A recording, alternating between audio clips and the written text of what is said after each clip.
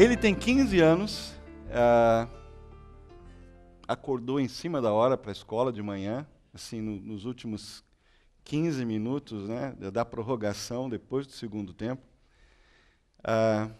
Cansado, com aquela cara de sono tremenda, ficou até 2 horas no computador, levanta correndo, vai, veste qualquer coisa, nem lava o rosto direito, muito menos escova os dentes, os olhos, nem vou dizer como é que eles estão, mas ele chega na cozinha, e com muita fome, porque ficou acordado até as 2, né, vai para a escola, está com vontade de comer alguma coisa, e ele olha, não tem nada pronto. E ele grita assim: "Mãe! Cadê meu café da manhã?" E a mãe vem correndo lá de dentro: "Ai, querido, desculpe, eu estava ocupada e tal, hoje não deu tempo. Filho, leva uma banana, tem um iogurte ali na geladeira, você vai comendo no carro. Quem que vai me levar hoje?" Ela tem 32 anos, ela faz tudo certo, no horário, com capricho. Se você for na casa dela, vai estar tudo no lugar. Tem um lugar para cada coisa e cada coisa no lugar. Então, ela sai cedo de casa, porque tem o trânsito. Ela chega antes de todo mundo, ela já está no escritório. Naquele dia, ela chega mais cedo, como sempre, quase a primeira, quase sempre a chegar. E na mesa, quando ela chega para a mesa, no lugar onde ela trabalha, na mesa do lado, da colega de trabalho, por algum motivo, a lata com papel de lixo do dia anterior não foi removida, o lixo, mas pior do que isso, alguém possivelmente deve ter tropeçado naquela lata de lixo e em frente, do lado dela, na frente da mesa de trabalho da colega, está cheio de papel espalhado, aquela lata no chão. Mas ela se assenta na mesa dela e, como sempre, vai fazer a rotina dela. Vai arrumar suas coisas, ligar o seu computador, retocar a maquiagem, enfim, ficar pronta para um dia de trabalho, como ela sempre faz. E nem se importa com aquilo que está do lado dela. O que isso tem a ver com o que nós vamos falar hoje? Tudo a ver. Porque serviço ou servir é um exercício para a alma. E um dos textos incríveis nesse sentido é um diálogo que aconteceu entre Jesus e os seus discípulos num momento muito especial da vida deles aqui na Terra. Jesus tinha terminado o tempo dele de ministério na Galiléia, que foi a maior parte do tempo dele. Ele fazia viagens para o sul, para Jerusalém, mas ele sempre voltava para a Galiléia, onde tem o mar da Galiléia, cidade de Cafarnaum, aquela região onde ele sempre estava. Era ali que ele passou a maior parte do seu ministério. E dali ele então fazia incursões para outras regiões, mas aquela era a base dele. Mas o tempo em que ele ficou lá, e foi lá que ele deu a maior parte dos ensinos, fez a maior parte dos milagres, foi na Galiléia, foi no norte. Não era a região do pedigree de Israel, era a região da ralé, do povo assim considerado de segunda categoria.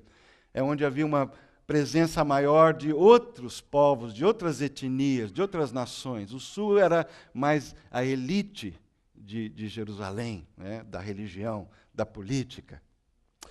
Mas Jesus, então, chegou o momento dele sair daquela região, e nós vamos abrir lá em Marcos, no capítulo 10, eu peço que você abra a Bíblia também nesse capítulo, e nós vamos ler essa passagem aos poucos. Eu não vou ler ela inteira, mas começando aí pelos versículos 32, porque nós temos que entender qual é essa ocasião que esse diálogo entre eles vai acontecer. Versículo 32. Eles estavam subindo para Jerusalém e Jesus ia à frente. Os discípulos estavam admirados, enquanto os que o seguiam estavam com medo. Novamente ele chamou à parte os 12 e lhes disse o que haveria de lhe acontecer. Estamos subindo para Jerusalém. Galileia ficava numa região mais baixa, Jerusalém, Judéia era uma região montanhosa. Então é isso que ele queria dizer. Estamos subindo para Jerusalém e o Filho do Homem será entregue aos chefes dos sacerdotes e aos mestres da lei. Eles o condenarão à morte e o entregarão aos gentios, que zombarão dele, cuspirão nele, o açoitarão e o matarão. 3 dias depois, ele ressuscitará. A ocasião do diálogo que nós vamos entrar nele é uma ocasião muito carregada de dramaticidade. Porque fica claro para os 12 discípulos de Jesus, especialmente, que as coisas vão mudar. Terminou o tempo de curar multidões, de ensinar multidões, de viajar, de ir numa aldeia, de ir em outra e tal. Aquela parte do ministério ativo, né? Interessante, cheio de eventos, cheio de coisas interessantes que Jesus fez, está acabando. E algo acontece em Jesus, e é isso que os discípulos percebem, que mostra claramente que vai começar uma nova fase da vida do ministério dele, e não era uma fase muito alegre, ensolarada, ia ser uma fase sombria. Em Lucas 9:51, que é um texto paralelo, a gente tem uma expressão interessante: aproximando-se o tempo em que ele seria elevado aos céus, Jesus partiu resolutamente em direção a Jerusalém. Essa ideia de partir resolutamente é a ideia que ele endureceu o rosto, literalmente, a face dele ficou séria. E ele não queria saber de outra coisa a não ser: chega de ministrar na Galileia, chega, essa fase acabou, agora eu vou para Jerusalém. Chegou a hora.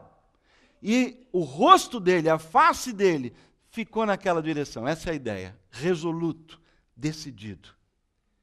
Ora, os discípulos entenderam isso. E aqui você imagina a cena, porque o Marcos descreve, eles estavam subindo, Jesus ia à frente. Ele estava tão resoluto, tão decidido, que ele ia na frente, sozinho, mais rápido. Ele puxava o cordão. Imagina a cena, Jesus andando na frente.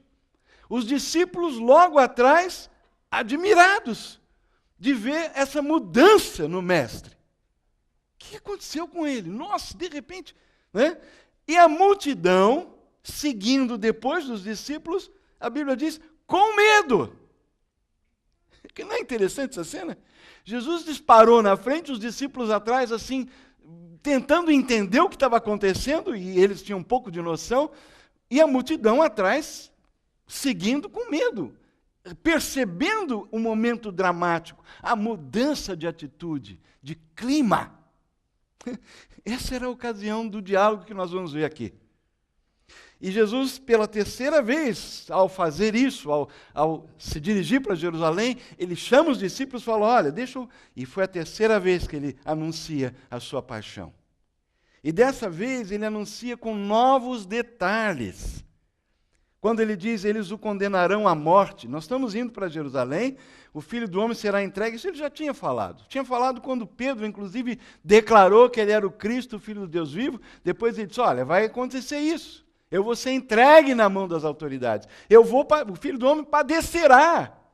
Então ele está repetindo algo que ele já disse. Essa é a terceira vez. Só que aqui ele inclui alguns detalhes. Eles o condenarão à morte, o entregarão aos gentios, que Jesus foi, em última análise, julgado e condenado por uma autoridade romana, Pôncio Pilatos, que era o governador, que zombarão dele, cuspirão nele, o açoitarão e o matarão. Detalhes. Agora talvez uma coisa interessante, o CTD acabou de estudar aqui a Bíblia, foi o último módulo do CTD, nas verdades que transformam, e a Bíblia é a palavra de Deus. Jesus orou, no capítulo 17 de João, ele orou ao Pai dizendo, santifica os meus discípulos na verdade. Santificar significa muda, transforma. Faz deles pessoas à sua imagem, à minha imagem. Faz deles pessoas que vão parecer com a gente. Porque eles foram criados à nossa imagem e semelhança, mas o pecado corrompeu isso. O caráter deles ficou destruído. Então, como é que esse caráter é reconstruído, é santificado, é transformado? E Jesus orou: santifica ou transforma os meus discípulos na verdade. A tua palavra é a verdade. É por isso que todo domingo a gente abre a Bíblia aqui. A gente ensina a Bíblia. Nos nossos encontros a gente fala sobre a palavra de Deus. Porque essa palavra é que nos dá vida. É ela que nos ensina. E os profetas do Antigo Testamento e os apóstolos e os seguidores de Jesus, os que foram porta-vozes de Deus no Novo Testamento, nos escritos, nos ensinos para as igrejas, reforçaram com muito mais clareza o papel da palavra de Deus. A tradição da igreja de Jesus Cristo, em todas as gerações, quando ela se reúne, a palavra é proclamada, ela é ensinada, ela é estabelecida, porque só a palavra de Deus é que permanece para sempre. Por isso que a gente faz isso. Então a gente estuda por isso, não é porque é uma tradição, não, é porque quando nós entendemos a verdade que está sendo revelada através da vida, dos exemplos, e essas coisas foram escritas, Paulo escreveu para o nosso ensino que elas foram escritas, para a gente ter esperança, para a gente ser consolado pelas Escrituras, para a gente ficar animado para continuar a viver e continuar na direção do alvo. Então Jesus anuncia pela terceira vez com esses detalhes, e eu pergunto, de onde que ele sabe isso? Será que quando ele orou à noite ele teve uma revelação? Pode ser que sim, tudo pode acontecer. Mas Jesus era alguém que estudava a palavra de Deus. Ele conhecia as Escrituras. E os detalhes que ele está citando aqui, cuspirão nele, zombarão dele, o açoitarão, estão todos profetizados no Antigo Testamento. Todos esses detalhes. Você abre lá em Salmo 22, 6 e 7, você vai descobrir que ele fala do cuspe, fala da zombaria, fala do açoite. Salmo de Davi. 1000 anos antes. Isaías 50, 700 anos antes. 53. Tudo lá anunciado anteriormente. E Jesus conhecia as Escrituras, ele sabia que o Messias passaria por tudo isso. E nessa altura da sua vida e do seu ministério já ficou claro para ele que o momento estava chegando. Ora, se essa é a ocasião, você começa a imaginar que os discípulos admirados, então eles já estão entrando no clima, né? Mas não é isso que acontece. Versículo 35. Nisso, Tiago e João, filhos de Zebedeu, aproximaram-se dele e disseram: Mestre, queremos que nos faças o que vamos te pedir. Mateus fala que a mãe deles chegou. Marcos já vai direto para onde a origem desse pedido. Eles, inclusive, usaram a mãe para chegar, né, e fazer o lobby. Mas partiu deles a ideia. Se aproximaram e disseram: queremos pedir alguma coisa. E Jesus então pergunta: o que vocês querem que eu lhes faça? E eles responderam: permite que na tua glória nos assentemos um à tua direita e o outro à tua esquerda. E você vai pensar como eu pensei em primeiro lugar: mas que cara de pau! Não é mesmo? Jesus está indo para Jerusalém e ele já anunciou o que vai acontecer. Ele está indo para sofrer, para morrer, para ser açoitado, para cuspirem nele, para zombarem dele. Chegou o momento anunciado. Agora não tem mais, vamos viajar, vamos andar, vamos conhecer mundo seguindo Jesus. Não, agora chegou o momento. Ele veio para isso. E esses dois, Tiago e João, irmãos, filhos de Zebedeu, chegam. A mãe vai antes, né, manda uma embaixatriz primeiro, depois os dois, e eles chegam lá e Jesus, então, tem esse diálogo com eles. Por favor, o senhor permite que na tua glória, um de nós se assente à direita e à esquerda. Pelo menos eles não discutiram sobre quem ia ficar do lado direito e quem ia ficar do lado esquerdo. Parece que esses irmãos se davam bem, porque até por isso os irmãos brigam às vezes, né? Será que é autopromoção? Será que é uma busca de autopromoção que a gente está vendo aqui? Se a gente for analisar o pedido deles, a gente pode até identificar algumas características desse pedido. Primeiro, talvez isso mostre que eles desejam uma certa proeminência, né? No teu reino, na tua glória, nós queremos ficar lá, né? Também a gente entende que eles querem ficar pertinho de Jesus, né? Quem não quer ficar perto de Jesus? Né? Quem não quer ficar do lado dele? Então, até a gente entende um pedido desse. E a terceira coisa é poder. Porque, olha, está na glória, do lado de Jesus, sentado lá com o trono, né? Do lado do trono, é fantástico. Já pensou? Os outros vão olhar para a gente vai estar lá naquela posição.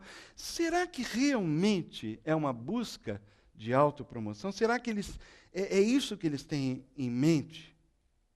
Olha, deixa-me dizer uma coisa para vocês. O pedido deles foi absolutamente coerente. Absolutamente coerente.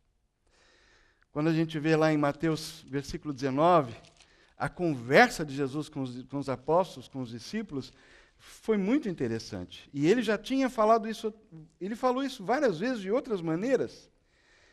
Digo-lhes, 19 e 28, Mateus, que a verdade, por ocasião da regeneração de todas as coisas, quando o Filho do Homem se assentar em seu trono glorioso, olha só, vocês que me seguiram também se assentarão em 12 tronos para julgar as 12 tribos de Israel. Então Jesus falou assim, está chegando a hora, eu estou indo para o clímax, para o ápice.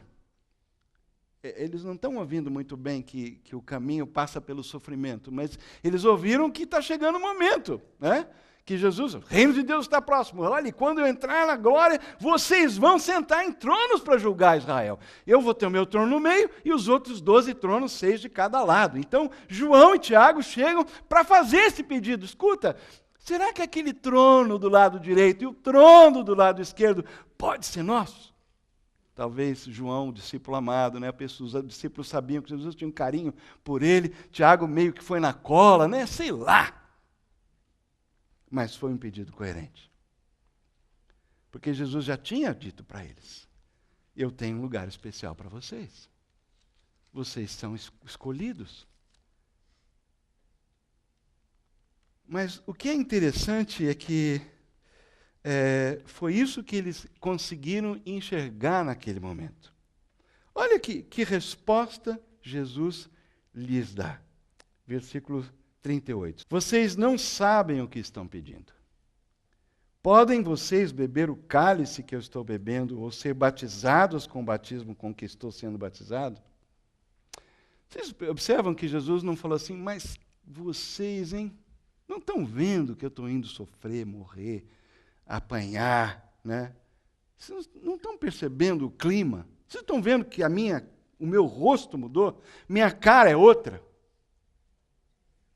Não, Jesus não fala nada no sentido de repreender. E isso confirma o fato de que Jesus não só conhece seus discípulos, mas entendeu perfeitamente o pedido deles. E entendeu que fazia sentido para eles fazer um pedido desse. Porque eles ainda não estavam compreendendo toda a história. Mas Jesus responde para ampliar o conhecimento deles, dessa questão.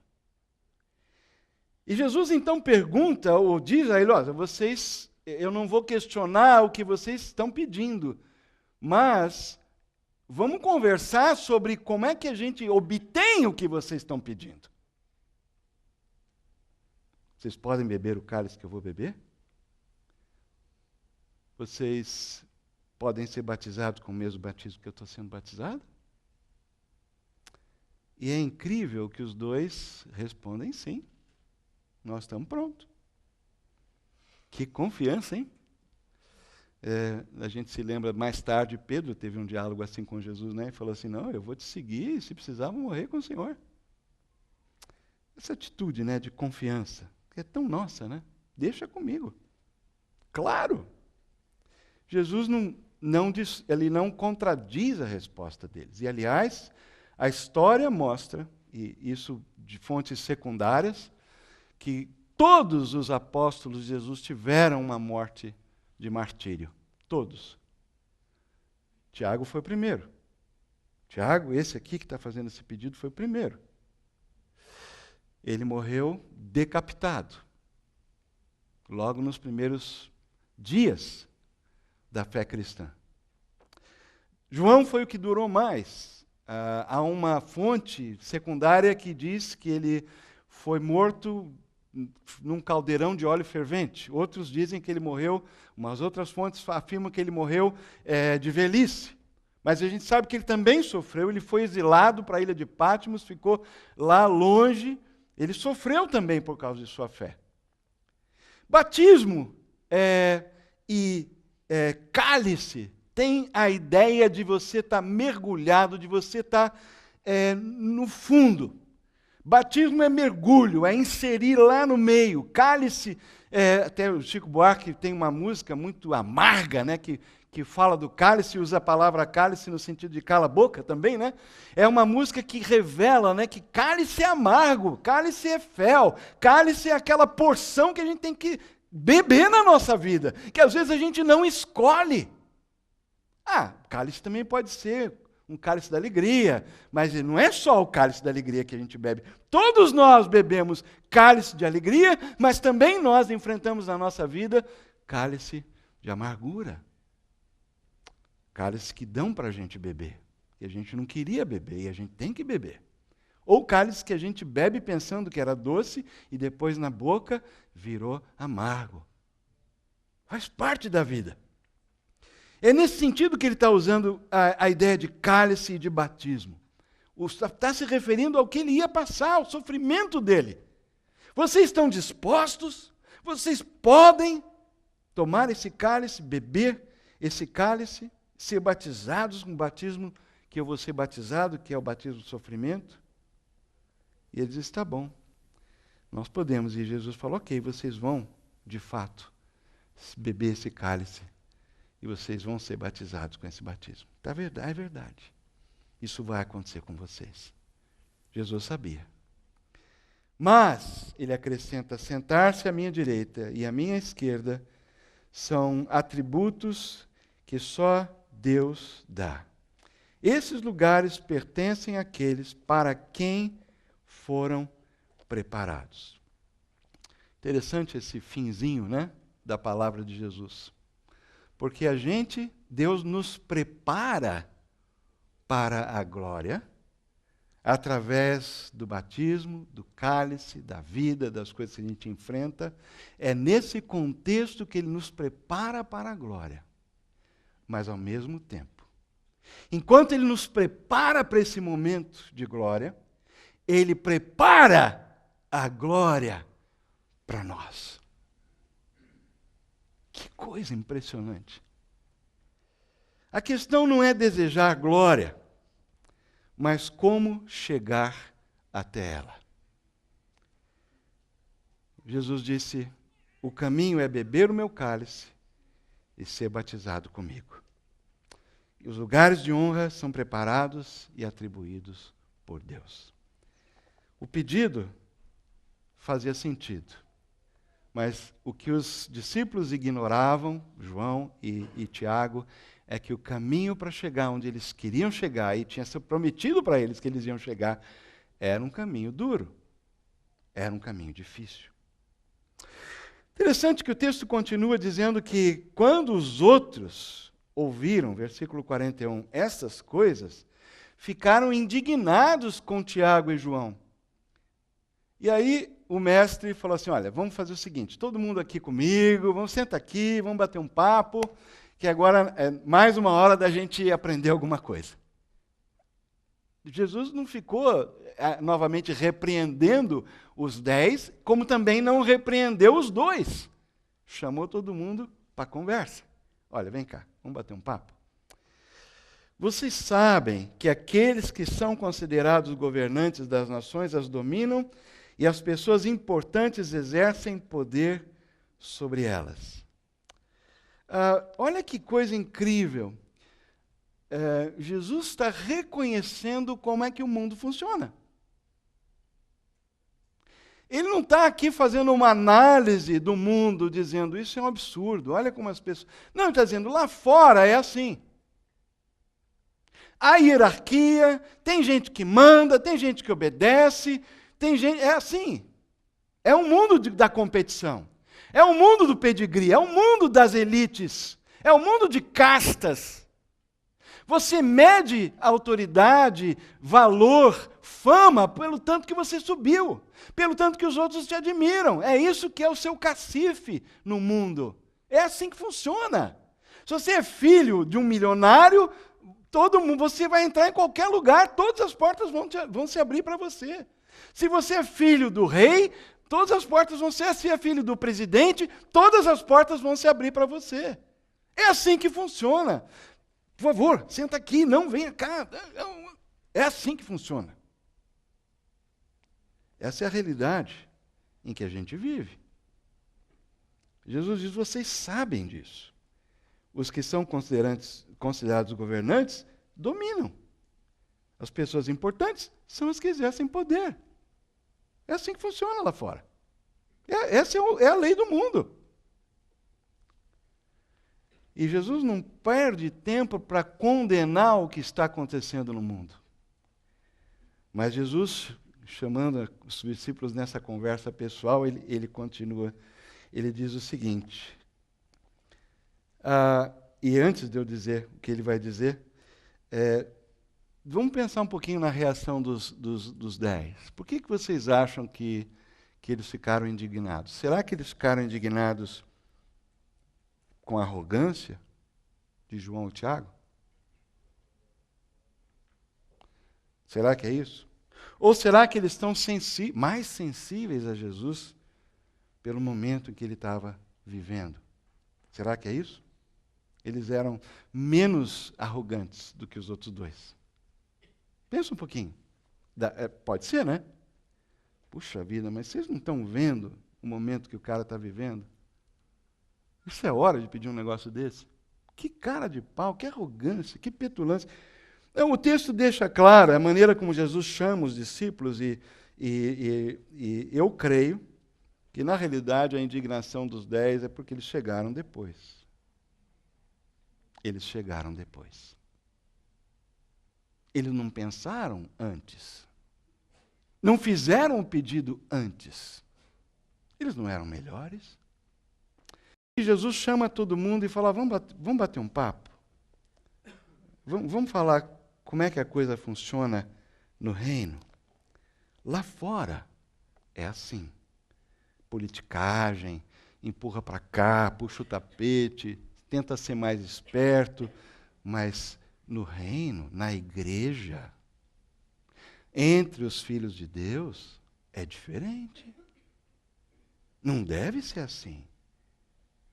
Não será assim entre vocês. Ao contrário. Quem quiser tornar-se importante entre vocês deverá ser servo. E quem quiser ser o primeiro deverá ser escravo de todos. É assim que funciona entre os súditos do Rei dos Reis. Não é um sistema político. Não é um sistema hierárquico. Não é um sistema que tem dono, que tem chefe que manda e o outro obedece. Na igreja é diferente. No povo de Deus é diferente. Eu não tenho nenhuma prerrogativa de mandar em ninguém por ser o pastor dessa comunidade. Eu sou um servo. Vocês são meus irmãos e minhas irmãs.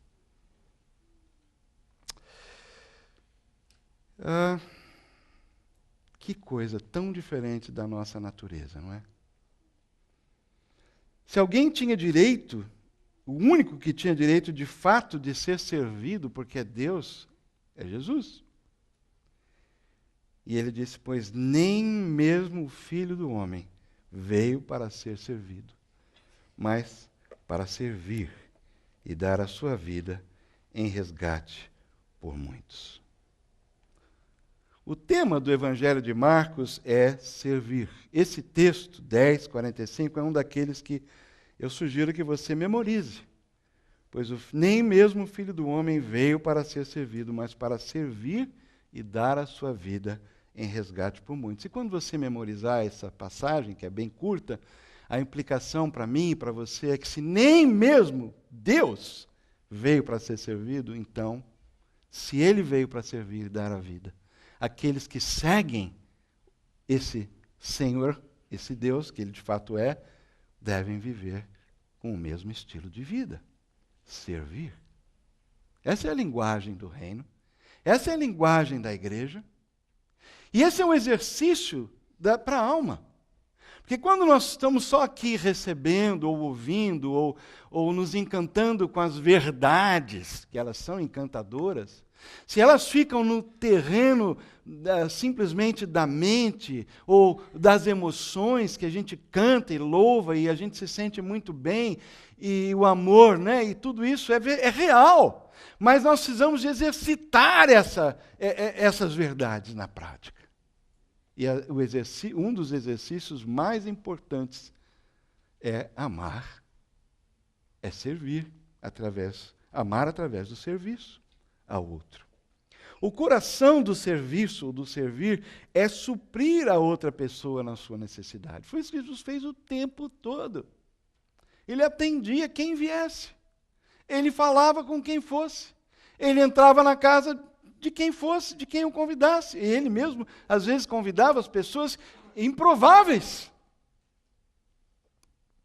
Ele foi acusado de glutão, de beberrão, porque ele tinha passe livre entre as pessoas do povo. Entrava na casa dos chamados pecadores, não é dos religiosos da época. Às vezes ele entrava também na casa dos fariseus, porque ele amava a todos. Ele não rejeitava os religiosos, no sentido do amor.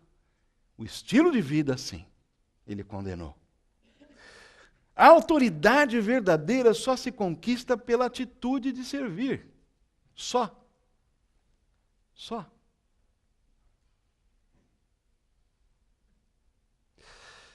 Vocês já pensaram no que significa muito obrigado? A palavra, a expressão muito obrigado? Mas tem tudo a ver. Quando você vai fazer uma compra numa loja, alguém está te recebendo atrás do balcão ou te ajudando a escolher a roupa. Eu sei porque eu estou perito em visitar a loja de roupa e de sapato. Não me pergunte por quê. Mas assim, eu já descobri, tem lojas que é gostoso voltar. Tem pessoas que a gente já conhece, não pelo nome, mas já sabe até porque ela já atendeu a gente outras vezes. São pessoas, né, que vêm com um sorriso, que servem. Elas estão ganhando para isso? Claro, tem um salário, mas estão servindo. Quando você entra num elevador, num shopping, e alguém fica lá sentado naquele banco, eu morro de pena daquelas, geralmente é moça, que fica sentado naquele banquinho olhando para um painel de botões, e o ar menos viciado que ela tem, um ventiladorzinho que gira dentro do elevador, né, que eu não sei de onde que vem esse ar também, porque eu estou imaginando o túnel do elevador, não é um ar muito limpinho, né? E ela está lá o dia todo, no turno dela, né, tantas horas que ela trabalha, para apertar o botão, perguntar que andar que você vai e tal. E quando a gente sai do elevador assim, muito obrigado. De nada, está servindo. Nós somos servidos o tempo todo. A pessoa que chega na sua casa para limpar, né, fazer aquela faxina uma vez por semana, a pessoa que cozinhou o jantar para você chegar lá e estar prontinho, a pessoa que levantou mais cedo para preparar o seu cafezinho da manhã, nós estamos sempre sendo servidos. A vida envolve serviço. E é interessante que a autoridade, no reino de Deus, a verdadeira autoridade se conquista pelo serviço. se conquista pelo serviço.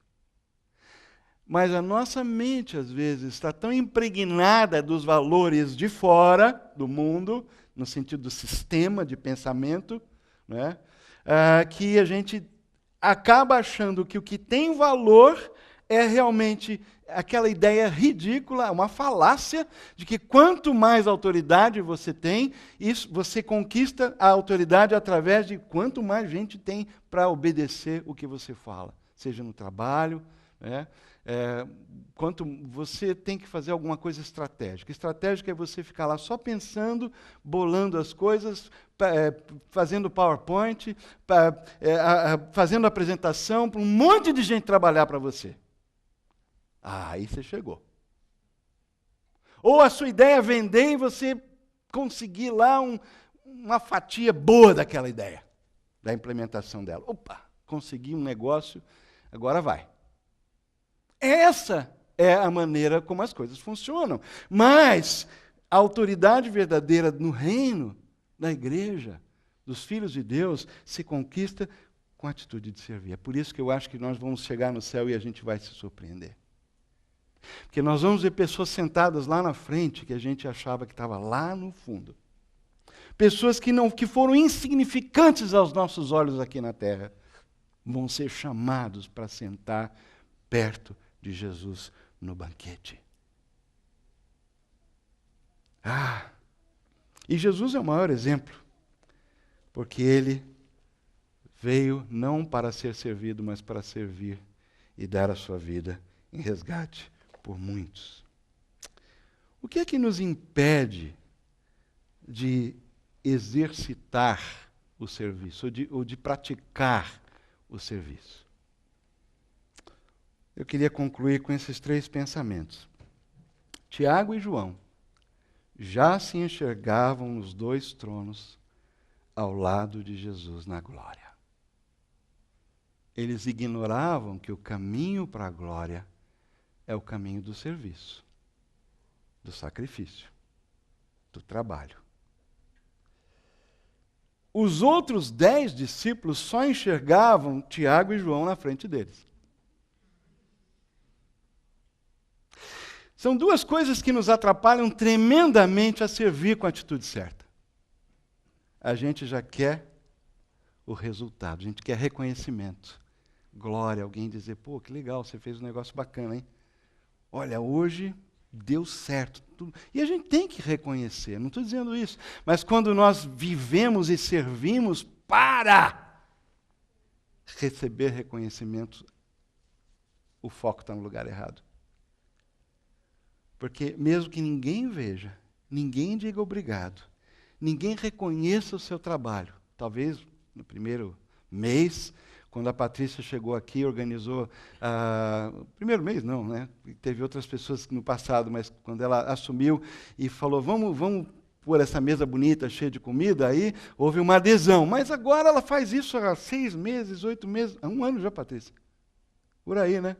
Ninguém nem lembra que a Patrícia está fazendo todo domingo. Talvez lembre. Algumas pessoas lembram e trazem alguma coisa. Mas a gente começa, o quê? A gostar de ser servido.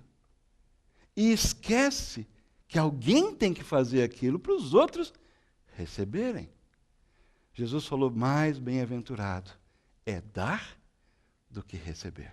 Mas a nossa tendência natural é essa. Isso não é uma crítica a vocês, é uma crítica à raça, a mim. Nós enxergamos sempre o resultado. Nós queremos o mínimo de esforço e o máximo de resultado. Essa é a nossa natureza no reino, na igreja, nos filhos de Deus. Não pode ser assim. Jesus falou, não, entre vocês não deve ser assim. Outro problema é que a gente enxerga os outros na nossa frente. Se compara. Puxa vida, olha lá, ele está tendo chance, ela está fazendo isso, ele está aparecendo, ele recebeu um obrigado, mas ninguém viu o que eu fiz. E a gente começa a sempre ver que alguém consegue chegar primeiro. Alguém consegue aparecer antes. Alguém consegue receber um elogio que eu não recebi. E isso às vezes trava o serviço, trava a gente. E não devia ser assim. a gente devia servir com alegria, e não pensando no resultado ou nos comparando, nos medindo com os outros. Jesus, por outro lado, se viu, ele que era o rei dos reis, o criador de tudo, ele se enxergou, ele se viu como servo. Filipenses capítulo 2, Paulo escreve uma coisa incrível, são os passos da descida de Jesus, para depois ele subir até a glória, e a Bíblia diz que ele, sendo como Deus, igual a Deus, né, não julgou como algo que não pudesse abrir mão ser igual a Deus. Antes, a si mesmo se esvaziou, assumindo a forma de servo. E continuou para baixo, servo, homem, servo, e depois cruz. Foi até o último degrau, no nosso lugar, no meu lugar, no seu lugar. Jesus se viu como servo. Ele se enxergou como servo. E foi a Jerusalém para sofrer e morrer, nos servir a salvação. Nos dar a salvação de bandeja. Dizer para a gente hoje, olha, para vocês, de graça. Isso às vezes nos impede de servir, porque nós nos enxergamos de outra forma.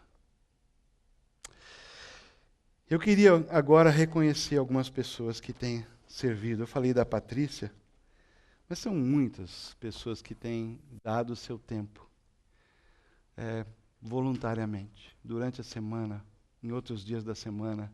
Tem gente que tem ido ao escritório nos ajudar. Eu queria dizer para vocês, muito, muito obrigado. Eu sei que às vezes para vocês é um sacrifício, que você tem que abrir mão de uma hora, de um momento de descanso e tal, para vir aqui antes para montar tudo isso, deixar mais ou menos tudo encaminhado para o domingo. Mas esse serviço que é feito é para que você e eu, as pessoas que estão com seus filhos lá, preparando as lições, indo antes, pegando o material, carregando do depósito, depois guardando tudo. Alguém está fazendo alguma coisa para você, para nós usufruirmos e recebermos. Esse é o espírito do súdito. O Filho do Homem veio para servir, e nós precisamos servir também. E esse é um dos grandes exercícios da fé. Quando nós fazemos isso de coração, entendendo que essa é a natureza do servo de Jesus. É isso quem somos. Nós somos servos. É o que somos. E se somos, temos que pensar e agir dessa forma. Esse é um alvo. Esse é um dos valores da CB Moema, da Igreja de Jesus e, portanto, dessa comunidade. É um dos valores que nós queremos praticar.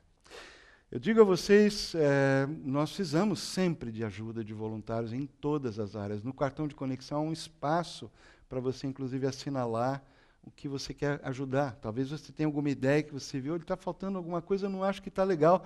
Quem sabe eu posso fazer alguma coisa por isso. Às vezes a ajuda é pontual, não são ajudas sempre semanais. Há escalas, você não precisa fazer sempre, toda vez. Alguém faz, depois pula 15 dias, enfim. Quanto mais gente estiver servindo, vai servir com um pouco mais de leveza, e aí a gente vai ter mais participação de todos. Entenderam a minha palavra hoje? Espero que tenham entendido com amor, com carinho, porque foi assim que eu tive a intenção. E eu queria orar agradecendo vocês por isso. E dizer que tem espaço para todo mundo, que nem o Gil falou. Senhor, obrigado. Obrigado porque o coração do cristianismo, da vida cristã, é servir. Isso, nós somos feitos para isso. Mas, ao mesmo tempo, há uma força dentro de nós e uma influência muito forte que vem de fora, gritando no nosso ouvido: seja servido, seja servido, seja servido. Busque a glória a qualquer preço. Busque reconhecimento a qualquer preço. Mas nós queremos, nessa manhã, te louvar Porque aquilo que a tua palavra diz, e que Jesus viveu e ensinou, esse ensinamento chegou até os nossos dias. E o Senhor nos deu a graça de entender isso. E o teu Espírito para viver isso em nós. De nos transformar, de nos moldar, segundo esse ensino precioso da vida de Jesus. Senhor, queremos deixar que essa tua vida de servo se manifeste na nossa vida. Não só aqui na igreja, no âmbito das coisas que precisam ser feitas aqui na CB Moema, mas na nossa vida diária, em casa, no trabalho. Ajuda-nos a entender que a verdadeira autoridade, a verdadeira grandeza é suprir a necessidade de outra pessoa. É colocar a toalha no braço, pegar a bacia e lavar os pés de alguém. Queremos que essa seja uma marca da nossa vida e da nossa comunidade, Senhor. Uma comunidade de servos. Te agradecemos por esses que estão aqui à frente e todos os outros que têm, de uma forma ou de outra, servido. Obrigado, Senhor. Anima o coração deles. Mostra para eles que o trabalho deles não é em vão, que o Senhor não esquece disso, e que talvez o sacrifício de hoje, ou o trabalho de hoje, que às vezes é monótono, é mecânico, é rotineiro, pode até ser. Os cartõezinhos nas cadeiras com as canetas enfiadinhas naquela posição, para demonstrar para quem está chegando aqui que a gente quer fazer o melhor, quer deixar tudo pronto. Senhor, pode ser uma coisa tão mecânica, tão banal, mas se feito com o coração certo, com o espírito certo, isso chega até o teu trono, com um cheiro gostoso, com um som delicioso aos teus ouvidos, e produz um sorriso nos seus lábios. Porque é assim que o Senhor é. O Senhor é um Deus que serve. Obrigado, Pai, por esses que estão aqui e todos os outros. E eu peço que o Senhor anime outros a se apresentarem, para também, de alguma forma, servir, segundo os seus dons e seus talentos. Assim nós oramos no nome de Jesus e agradecidos. Amém. Amém.